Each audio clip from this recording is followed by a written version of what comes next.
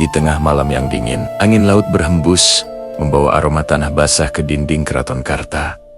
Di ruang paseban, seorang pemuda berdiri tegak, tatapannya tajam, namun penuh ketenangan. Malam itu, tahun 1613, ia dinobatkan sebagai Raja baru Mataram. Namanya Sultan Agung Adi Prabu Hanyakarakusuma. Suara gamelan dan kidung pujian mengalun, menandai awal dari sebuah perjalanan yang akan mengguncang seluruh tanah Jawa. Namun, di balik upacara megah itu, Sultan Agung memikul beban yang sangat berat. Mataram belum sepenuhnya bersatu. Di timur, Surabaya masih tegak sebagai kekuatan besar yang menolak tunduk. Di barat, pengaruh asing menguasai pesisir. Dan jauh di Batavia, bendera Belanda berkibar angkuh, menancapkan kuku penjajahan. Sambil menggenggam keris pusaka, Sultan Agung bersumpah dalam hatinya, tanah Jawa harus bersatu di bawah Panji Mataram, tanpa campur tangan bangsa asing. Tahun-tahun awal pemerintahannya dipenuhi suara genderang perang. Pasukan Mataram bergerak ke timur, menggempur Surabaya dalam serangan yang panjang dan melelahkan. Kota itu dikepung berbulan-bulan, pasokan makanan dan air diputus. Rakyat Surabaya bertahan mati-matian, tapi akhirnya kekuatan mereka runtuh. Saat bendera Mataram berkibar di atas Surabaya, Sultan Agung tahu, ini barulah permulaan. Kemenangan ini membuat nama Mataram menggema. Madura, Gresik, Tuban, hingga Cirebon menyatakan kesetiaan. Tanah Jawa mulai menyatu. Tapi kejayaan itu justru membangkitkan ketakutan Belanda di Batavia. Mereka menunggu waktu yang tepat untuk menusuk Mataram dari belakang. Sultan Agung sadar, selama Batavia berdiri, penjajahan akan terus mencengkeram tanah leluhurnya.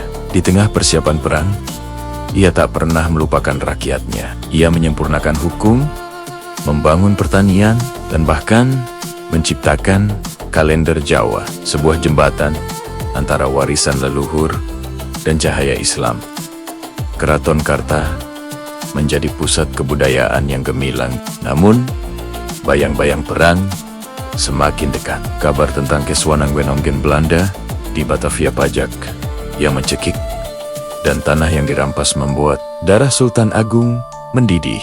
Di hadapan para senopatinya, ia mengucapkan titah yang menggemparkan. Batavia harus dihancurkan. Tahun 1628, ribuan prajurit Mataram bergerak menuju Batavia. Mereka menembus hutan, menyeberangi sungai dengan semangat membara. Tapi sesampainya di sana, benteng Belanda yang kokoh dan hujan meriam menyambut mereka. Kelaparan dan penyakit melanda, tapi pasukan Mataram bertempur tanpa gentar. Serangan pertama itu gagal, Batavia masih berdiri, namun guncang hebat. Sultan Agung tidak menyerah. Tahun berikutnya, 1629, serangan kedua diluncurkan. Kali ini dengan persiapan yang lebih matang. Lumbung-lumbung padi dibangun di sepanjang rute untuk memastikan logistik aman. Serangan ini hampir berhasil. Batavia nyaris jatuh dalam kelaparan dan wabah penyakit. Namun takdir berkata lain. Wabah justru menyerang balik pasukan Mataram dan logistik kembali diputus. Peperangan terpaksa dihentikan. Malam setelah perang besar itu, Sultan Agung berdiri sendirian di bawah cahaya rembulan. Ia bukan raja yang kalah, tapi seorang pemimpin yang memikul kesedihan bangsanya. Ia tahu perjuangan belum selesai. Jika bukan olehnya, maka oleh generasi penerus. Tahun 1645, ketika usianya mulai senja, Sultan Agung memanggil putranya. Pesan terakhirnya begitu jelas. Jangan biarkan bangsa asing menguasai tanah ini. Jadilah penjaga kehormatan tanah Jawa. Ketika napas terakhirnya terhembus, langit seakan ikut bersedih. Hujan turun deras, membasahi bumi.